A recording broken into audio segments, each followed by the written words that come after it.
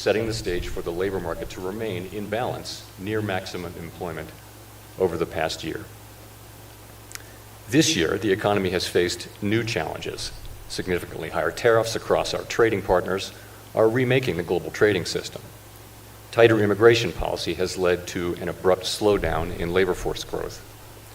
Over the longer run, changes in tax, spending, and regulatory policies may also have important implications for economic growth and productivity. There is significant uncertainty about where all of these policies will eventually. He's wearing a purple tie. It doesn't matter. Doesn't matter anymore.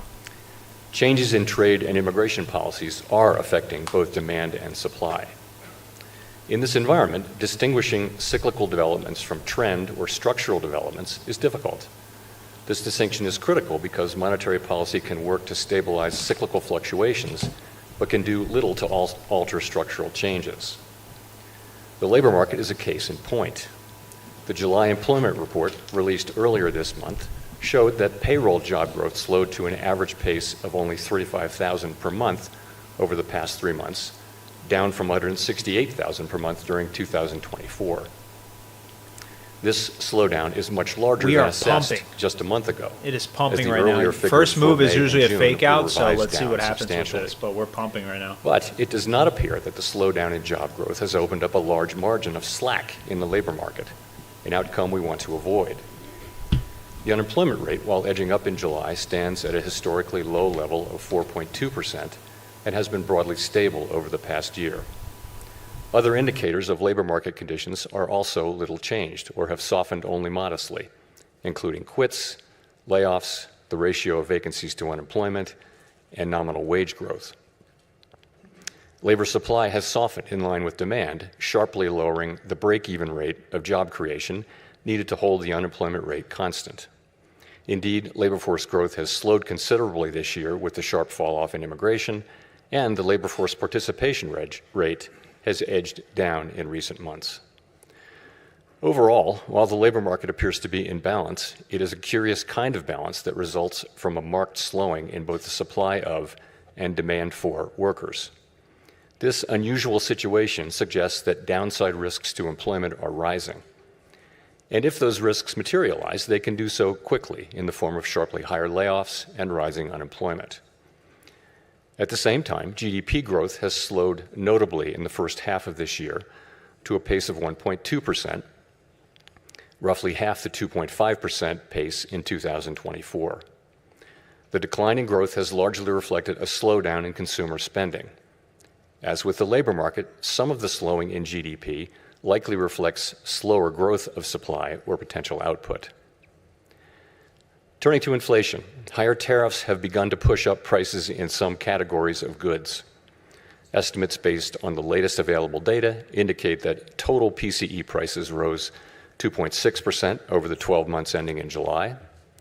Excluding the volatile food and energy categories, core PCE prices rose 2.9%, above their level of a year ago.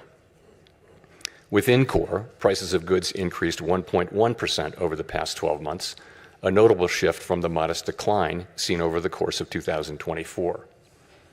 In contrast, housing services inflation remains on a downward trend, and non-housing services inflation is still running at a level a bit above what has been historically consistent with a 2% inflation. The effects of tariffs on consumer prices are now clearly visible. We expect those effects to accumulate over coming months with high uncertainty about both timing and amounts. The question that matters for monetary policy is whether these price increases are likely to materially raise the risk of an ongoing inflation problem. A reasonable base case is that the effects will be relatively short-lived, a one-time shift in the price level, bringing actual inflation with them. Inflation has been above our target for more than 4 years and remains a prominent concern for households and businesses. Measures of longer-term inflation expectations, however, as reflected in market and survey-based measures, appear to remain well anchored and consistent with our longer-run inflation objective. Oh, he said well anchored. Here we go. Of course, we cannot take the stability of inflation expectations for granted. Come what may, we will not allow a one-time increase in the price level to become an ongoing inflation problem. So, Putting the pieces together, what are the implications for monetary policy? In the near term, risks to inflation are tilted to the upside and risks to employment to the downside, a challenging situation. When our goals are in tension like this, our framework calls for us to balance both sides of our dual mandate.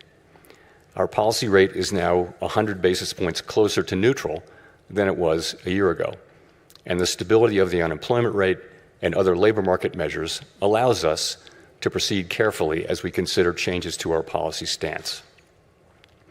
Nonetheless, with policy in restrictive territory, the baseline outlook and the shifting balance of risks may warrant adjusting our policy stance.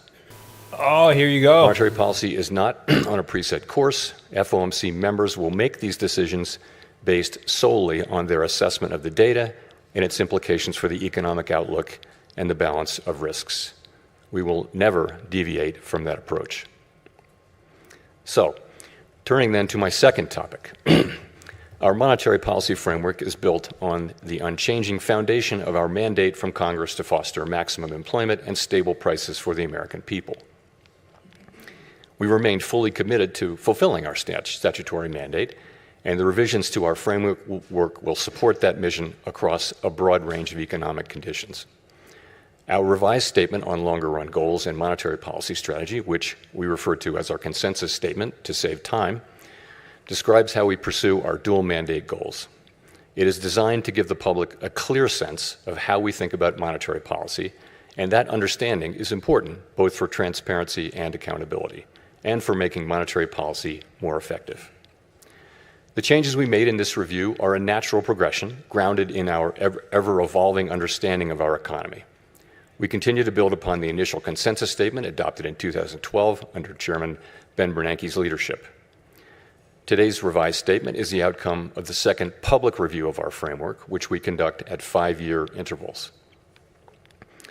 This year's review included 3 elements: Fed Listens events at reserve banks around the country, a flagship research conference, and policymaker discussions and deliberations supported by staff analysis at a series of FOMC meetings.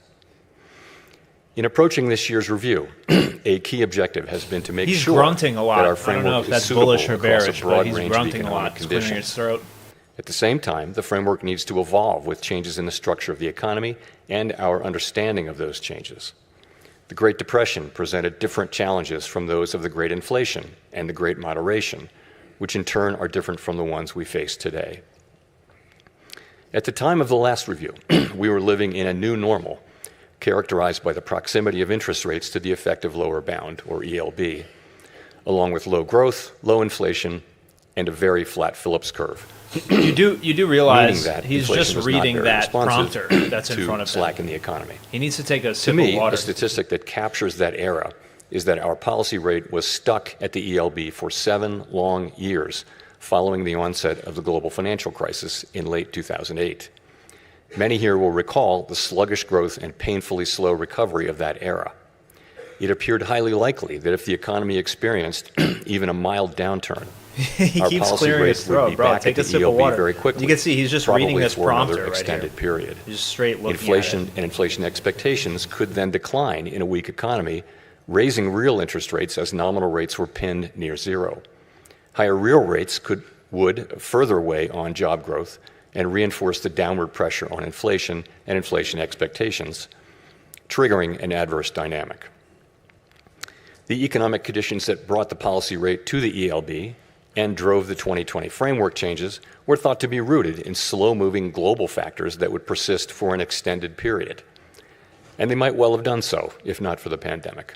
The 2020 consensus statement included several features that addressed the ELB-related risks that had become increasingly prominent over the preceding 2 decades.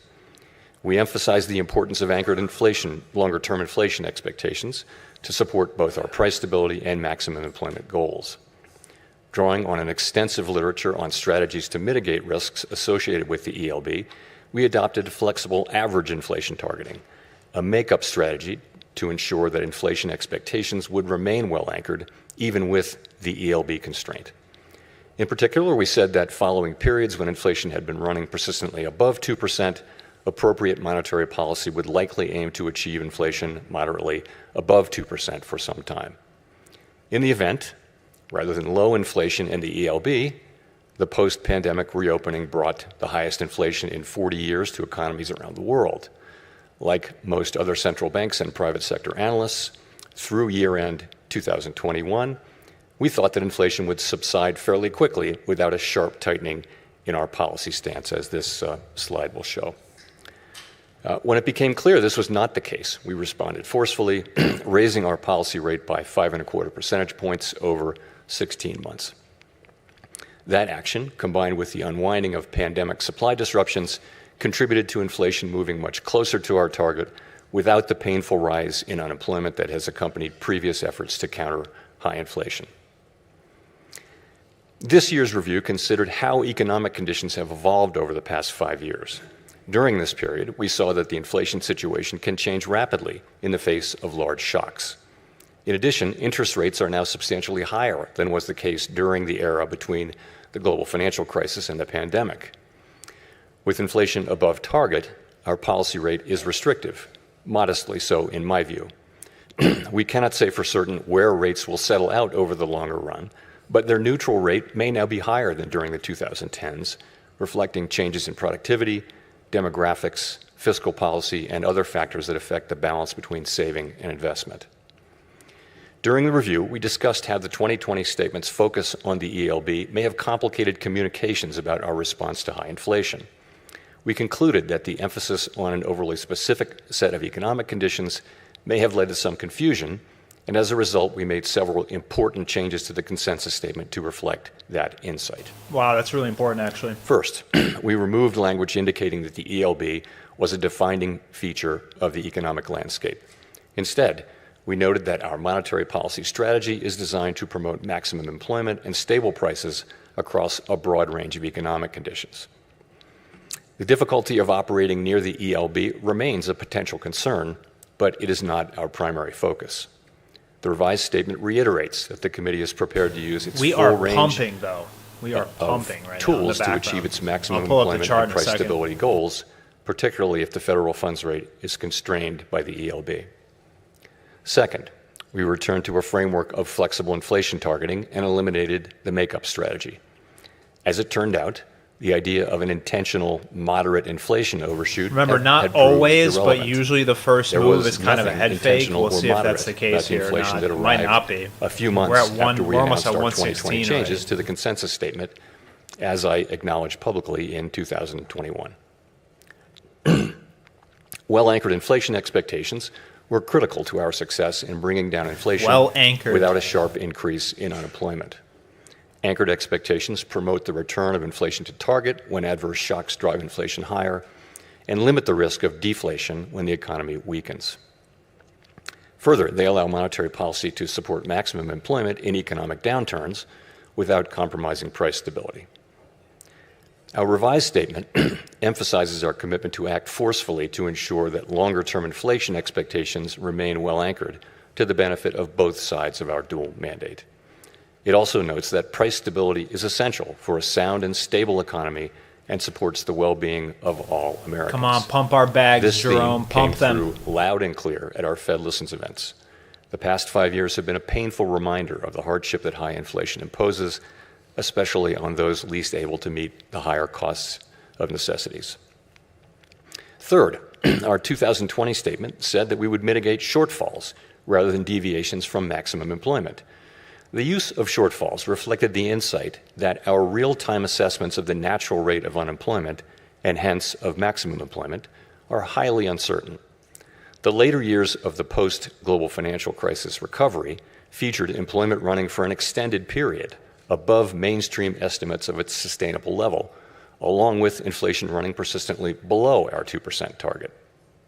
In the absence of also, shout out to the two people watching. You are legends, and I love you. I love you both. Based solely on uncertain real-time estimates of the natural rate of unemployment.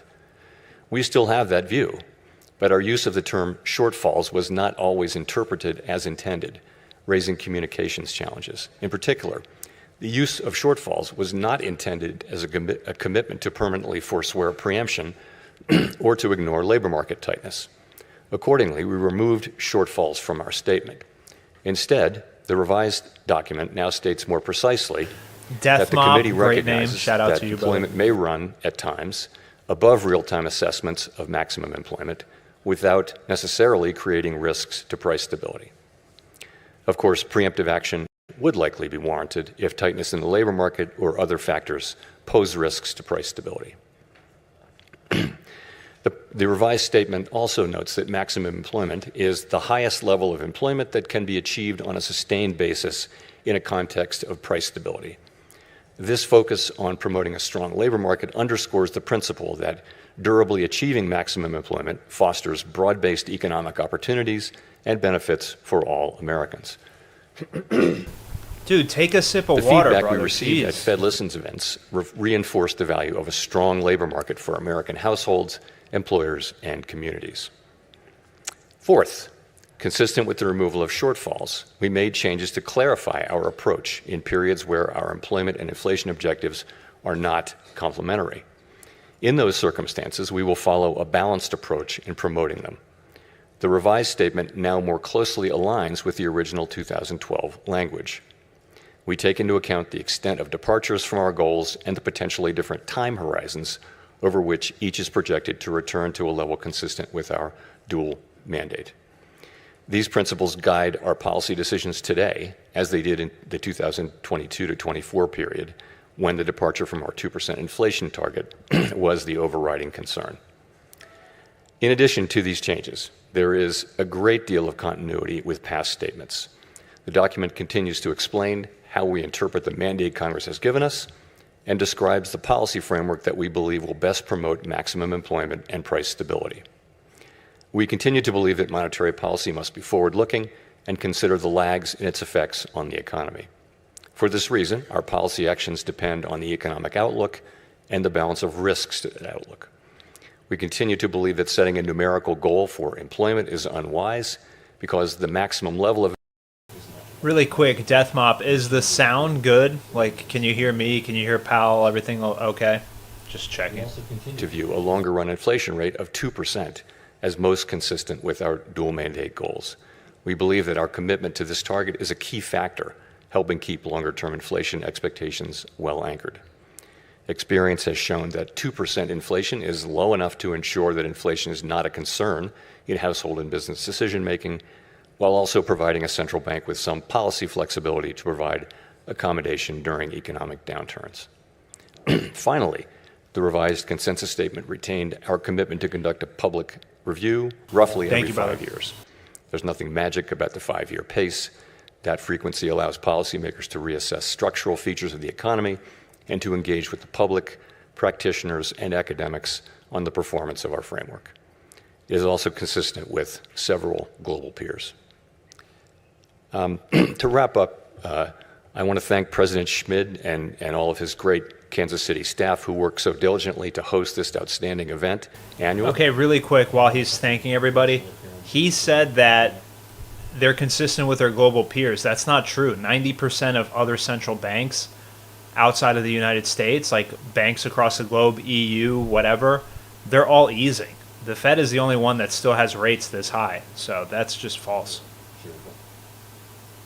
More than 40 years ago, and I am so proud to be part of that tradition. Thank you very much. Is he going to take questions? That's it?